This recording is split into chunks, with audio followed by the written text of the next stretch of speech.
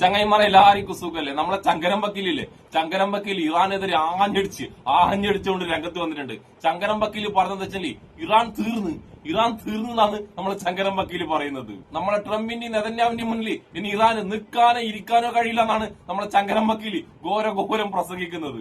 ഇയാളുണ്ടല്ല കുറച്ചു കാലം മുന്നേ വരെ അമേരിക്കക്കെതിരെയും നെതന്യാഹുവിനെതിരെയൊക്കെ സംസാരിച്ചതാണ്. അന്നൊക്കെ ഉണ്ടല്ലോ ഇയാൾക്ക് ഇറാനും ഇറാഖും പലസ്തീനൊക്കെ ഉണ്ടല്ല വളരെ നല്ല രാജ്യങ്ങളായിരുന്നു. അവരെയായിരുന്നു ഇയാൾ അന്നൊക്കെ സപ്പോർട്ട് ചെയ്തത്. പക്ഷെ എന്താ ചെയ്യാ, കുറച്ചു കാലം കഴിഞ്ഞപ്പോഴല്ല ഇയാളെ വീട്ടിലേക്ക് അരിയും പഞ്ചസാരയും കോഴിയും മീനും ഒക്കെ വാങ്ങിക്കൊടുക്കുന്നത് സംഘികളായി, സംഘപരിവാറായി. പിന്നെ അങ്ങോട്ടേക്ക് സംഘികളെ സുഖിപ്പിക്കുന്ന വർത്തമാനം മാത്രമല്ലേ ഇയാൾക്ക് പറയാൻ പറ്റൂ. അങ്ങനെയാണ് ഇയാൾ നെതന്യാഹുവിനെയും ട്രംപിനെയും ഇങ്ങനെ പൊക്കി പറഞ്ഞുകൊണ്ട് സംഘികളെയും ക്രിസംഗികളെയും സുഖിപ്പിക്കുന്ന വർത്തമാനങ്ങൾ തുടങ്ങിയത്. എന്തായാലും നമുക്കുണ്ടല്ലോ ചങ്കരം വക്കീൽ ഇറാനെ കുറിച്ച് പറഞ്ഞ കുറച്ച് കാര്യങ്ങളൊന്ന് കേട്ടിട്ട് വന്നാലോ.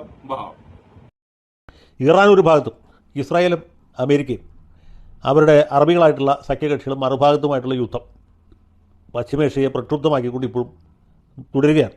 യുദ്ധം എന്ന് തീരും എന്ന് ആർക്കും അറിയില്ല. ഇറാൻ പോലത്തെ ഒരു രാജ്യത്തിന് അത്ര വലിയ സൈനിക ശക്തിയൊന്നുമില്ല. പട്ടാളക്കാരൊക്കെ ഒരുപാടുണ്ട്, തുരുമ്പ് പിടിച്ച ആയുധങ്ങളും കുറവുണ്ട്. പക്ഷേ അത് വെച്ചിട്ടൊന്നും ഇസ്രായേൽ പോലെ വളരെ ശക്തമായ ഒരു രാജ്യത്തോട്, അതിന് പിന്തുണ നൽകുന്ന അമേരിക്ക പോലെ ഒരു പരമശക്തമായ രാജ്യത്തോട് എതിരിട്ട് നിൽക്കാൻ പറ്റുകയില്ല. അടിച്ചു നിൽക്കാൻ ഒട്ടും സാധ്യമല്ല. തന്റെ തുരുമ്പ് പിടിച്ച നാക്കുകൊണ്ട് പച്ചക്കള്ളും വിവരക്കേടും മാത്രം പറഞ്ഞ ചങ്കരം വക്കീലെ, തുരുമ്പ് പിടിച്ച ആയുധങ്ങൾ കൊണ്ടാണോ ഇറാൻ ഇത്രയും കാലം തന്റെ ട്രംപിനെയും നെതന്യാഹുവിനെയും വരച്ച വരയിൽ നിർത്തിച്ചത്? ഇനി താൻ പറയുന്നത് പോലെ ഇറാന്റെ കയ്യിൽ തുരുമ്പ് പിടിച്ച ആയുധങ്ങളാണെന്ന് എന്റെ അങ്ങ് വെക്ക്. അങ്ങനെയാണെങ്കിൽ തുരുമ്പ് പിടിച്ച ആയുധങ്ങൾ മാത്രമുള്ള ഇറാനിയല്ല തന്റെ നെതന്യാഹുവിനും ട്രംപിനും ഇതുവരെ ഒരു മണ്ണും പുണ്ണാക്കും ചെയ്യാൻ കഴിഞ്ഞില്ലല്ലോ. അപ്പൊ അങ്ങനെയുള്ള ഇറാനെ ഒന്നും ചെയ്യാൻ കഴിയുന്നതിന്റെ ട്രംപിനും നെതന്യാഹുവിനുണ്ടല്ല ഈ പണി നിർത്തിയിട്ട് ഇപ്പം ചെയ്യുന്ന ഈ പണി നിർത്തിയിട്ടില്ല വല്ല പാലത്തിന്റെ അടിയിൽ പോയിരിക്കുന്നതായിരിക്കും ഇതിലും നല്ലത്. പിന്നെ താൻ പറയുന്നത് കേട്ട് ഇറാൻ അത്ര വലിയ സൈനിക ശക്തി ഒന്നല്ലാന്ന്. താൻ എവിടുത്തെ രാഷ്ട്രീയ നിരീക്ഷകനാണോ? ഇറാൻ ലോകത്തിലെ തന്നെ വലിയ സൈനിക ശക്തിയാണെന്ന് ഈ ഒരു യുദ്ധം കണ്ടാൽ തന്നെ എല്ലാവർക്കും മനസ്സിലാവുമല്ലോ എന്റെ ചങ്കരം വക്കീല്. സോറി, ബോധവും വിവരവും ബുദ്ധിയുള്ളവർക്ക് മാത്രമേ അത് മനസ്സിലാവൂട്ടാ. തന്നെ പോലത്തെ സംഖ്യക്ക് അതൊന്നും ഒരിക്കലും മനസ്സിലാകൂല. പിന്നെ വേറൊരു കാര്യം, ഇറാന്റെ പകുതിയുടെ പകുതി പോലും സൈനിക ശക്തി ഇല്ലാത്ത വിയറ്റ്നാമിനോടും അഫ്ഗാനിസ്ഥാനോടുള്ള എന്റെ ട്രംപിന്റെ ടീമുണ്ടല്ല തോറ്റ് തുന്നമ്പാടി ഓടിയത് ലോകം മൊത്തം കണ്ടതാണ്.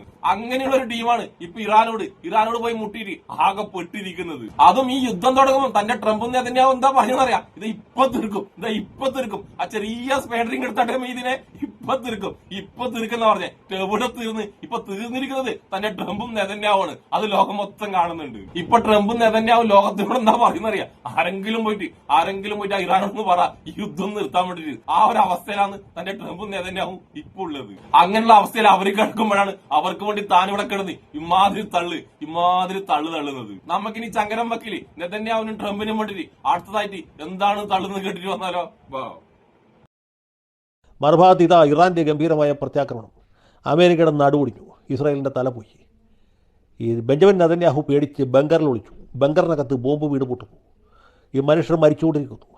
ഇസ്രായേലിന് കനത്ത തിരിച്ചടി എന്നൊക്കെ അവരാൽ കഴിയുന്ന വിധത്തിൽ എരിവും പുളിയും മസാലയൊക്കെ ചേർത്ത് ഭയങ്കരമായ വാർത്തകൾ, സ്തോഭജനകമായ വാർത്തകൾ അടിച്ചുവിടുക. ആയിരക്കണക്കിന് യഹൂദ സൈനികർ കൊല്ലപ്പെട്ടു. അമേരിക്കയുടെ വിമാനവാഹിനി കപ്പൽ എബ്രഹാം ലിങ്കൺ ഇറാൻ്റെ മിസൈൽ ആക്രമണത്തിൽ തകർന്നു മുങ്ങിക്കൊണ്ടിരിക്കുകയാണ്. മുങ്ങിത്തീരുമ്പോൾ നമ്മളെ അറിയിക്കുമായിരിക്കും. അപ്പോൾ എബ്രഹാം ലിങ്കൺ മുങ്ങിക്കൊണ്ടിരിക്കുന്നു. എബ്രഹാം ലിങ്കൺ തീ പിടിച്ചു. പിന്നെ USS ജെറാൾഡ് ഫോർഡ് എന്ന് പറഞ്ഞ ഒരു കപ്പലും കൂടി അവിടെ ഉണ്ട്.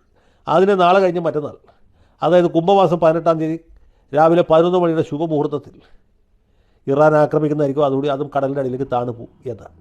ഇതുപോലുള്ള വാർത്തകളൊക്കെ കൊടുത്ത് മനുഷ്യൻ മണ്ടന്മാരാക്കിക്കൊണ്ടിരിക്കുക. സത്യത്തിൽ എന്റെ ചങ്കരം വക്കീലെ, തന്നെ പോലത്തെ ടീമിനുണ്ടല്ല സത്യമായ വാർത്തകൾക്കുമുണ്ടല്ല പച്ചക്കള്ളായിട്ടൊന്നും. എന്റെ പച്ചക്കള്ളം പറഞ്ഞ വിസർജനവും കർമ്മിയില്ലേ, അവര് പറഞ്ഞ പച്ചക്കള്ള കേൾക്കുമ്പോ തന്നെ പോലത്തെ സംഖ്യക്ക് വളരെ സത്യമുള്ള വാർത്തയായിട്ട് തോന്നും. അത് തന്റെ ഒന്നും പ്രശ്നമല്ല, തന്റെ തലയിലേക്കുള്ള ചാണകത്തിന്റെ പ്രശ്നമാണ്. ഇനി താൻ പറഞ്ഞതുപോലെ വരുന്ന വാർത്തകളൊക്കെ പച്ചക്കള്ളാണെങ്കിൽ തനിക്കല്ലേ ലോകത്തിലെ എല്ലാ സത്യമായ വാർത്തയും തനിക്ക് മാത്രമല്ലേ അറിയുള്ളൂ. അങ്ങനെ ലോകത്തുള്ള എല്ലാ സത്യമായ വാർത്ത അറിയുന്നത് താൻ തന്നെ പറ. തന്റെ നെതന്യാവുണ്ടല്ല ഇപ്പൊ എവിടെയാണ് നെതന്യാവെന്ന് താൻ തന്നെ പറ. അഥവാ തന്റെ നെതുമൻ മരണപ്പെട്ടില്ലെങ്കിണ്ടല്ല ഏതോ പാതാളത്തിൽ പേടിച്ച് വേർച്ച് ഒളിച്ചിരിക്കുകയാണെന്ന് താൻ സമ്മതിക്കുക തന്നെ വേണം. അതായത് താനും തന്റെ സംഘികളും നെതന്യാവിനെ കുറിച്ച് പറയുന്നത് മൊത്തം തള്ളാണെന്ന് താൻ തന്നെ സമ്മതിക്കണം. പിന്നെ ട്രംപിന്റെ കപ്പലൊക്കെ മുങ്ങി എന്ന് പറഞ്ഞത് നമ്മൾ കേരളത്തിലെ മാധ്യമങ്ങളോ കേരളത്തിലിരിക്കുന്ന നമ്മളോ അല്ല, തന്റെ അമേരിക്കയിലെ മാധ്യമങ്ങൾ തന്നെയാണ് അത്തരം വാർത്തകൾ പുറത്തുവിടുന്നത്. അതായത് വിശ്വാസയോഗ്യതയുള്ള നല്ല മാധ്യമങ്ങൾ തന്നെയാണ് അത്തരം വാർത്തകൾ പുറത്തുവിടുന്നത്. അല്ലാതെ തന്റെ വിസർജനവും കർമ്മിയില്ലേ അവരെ പോലത്തെ ഒരിക്കലും വിശ്വസിക്കാത്ത, കുടിക്കുന്ന വെള്ളത്തിൽ പോലും വിശ്വസിക്കാൻ പറ്റാത്ത അത്തരം മാധ്യമങ്ങളല്ല ഇതുപോലത്തെ വാർത്തകൾ പുറത്തുവിടുന്നത്. അപ്പൊ തന്നെ കുറിച്ച് എനിക്ക് മനസ്സിലാകുന്നുണ്ടല്ല, ലോകത്തുള്ള സത്യം മാത്രം പറയുന്ന വിശ്വാസയോഗ്യതയുള്ള മാധ്യമങ്ങൾ പറഞ്ഞതൊന്നും തനിക്ക് ഇഷ്ടമാകില്ല. തനിക്ക് തന്റെ വിസർജനവും കർമ്മിയും പറഞ്ഞ പച്ചക്കള്ളൂലെ, ആ പച്ചക്കള്ളം മാത്രമേ വിശ്വാസമാകൂ.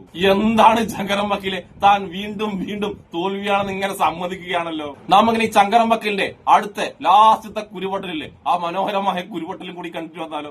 വാ. കഴിഞ്ഞ ദിവസം ഈ മീഡിയ വൺ ചാനലിൽ കണ്ടൊരു വാർത്ത ഇത് കണ്ട് ഞാൻ ചിരിച്ചുപോയി. ഈ ഇറാന്റെ പ്രത്യാക്രമണത്തിന് മുമ്പിൽ ഇസ്രായേൽ പിടിച്ചു നിൽക്കുമോ എന്ന് സംശയം. ഇസ്രായേൽ പിടിച്ചു നിൽക്കുമോ എന്ന ചോദ്യം തന്നെ അപ്രസക്തമാണ്. ഇസ്രായേൽ ഇറാന്റെ മുമ്പിൽ പിടിക്കാതെ നിൽക്കും, നിവർന്നു നിൽക്കും. ഇസ്രായേലിന്റെ മുമ്പിൽ ഇറാൻ പിടിക്കാതെ നിൽക്കില്ല, പിടിച്ചു നിൽക്കില്ല. അവർ മൂട്ടിലെ പൊടി നട്ടി ഓടിക്കളയും. ഇറാനെ കാണുമ്പോൾ ഇസ്രായേലുകാർ ഓടുന്നത്, അല്ലെങ്കിൽ അമേരിക്കക്കാർ ഓടാൻ പോകുന്നത്. ഇതുപോലെ ഒരു ചാനലുണ്ടെന്ന് വെച്ചാൽ എന്ത് പറയാന്ന് വെച്ചാൽ ഇതൊക്കെ എവിടെ ചെന്ന് അവസാനിക്കും എന്ന് മനസ്സിലാവുന്നില്ല.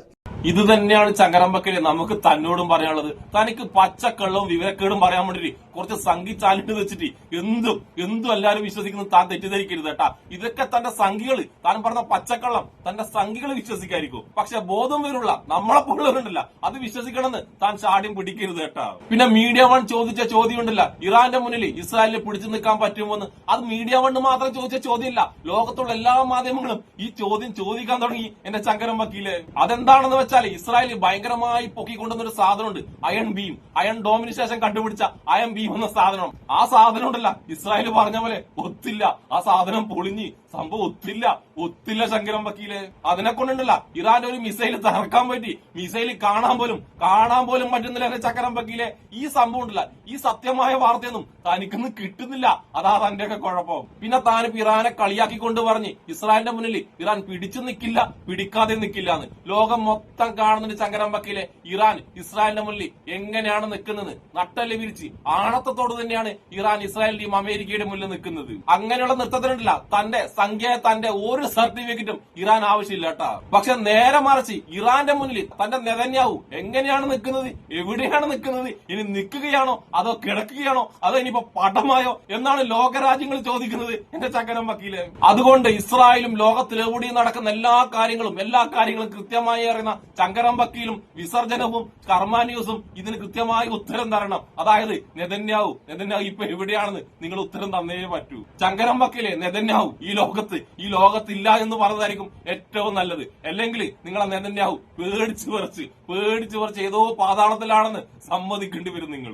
അതുകൊണ്ട് ചങ്കരം വക്കീലോട് ഞാൻ ഒരു കാര്യം കൂടി പറട്ടെ, ഇറാനുണ്ടല്ല നട്ടല്ലോട് കൂടിയാണ് നിൽക്കുന്നത്, നട്ടല്ലോടുകൂടി നിവർന്ന് തന്നെയാണ് നിൽക്കുന്നത്, പോരാടിക്കൊണ്ട് പൊരുതിക്കൊണ്ട് തന്നെയാണ് നിൽക്കുന്നത്. അല്ലാതെ ഒരു ബങ്കറിലും പോയിട്ട് എവിടെയും ഒളിച്ചിട്ടില്ല ഇറാന്റെ ഒരു നേതാവും ഒരു സൈനികനും പോലും. നേരെ മറിച്ച് തന്നെ നെതന്യാഹുവിനും കാണുന്നില്ല, അവരുടെ സൈനികരെയും കാണുന്നില്ല.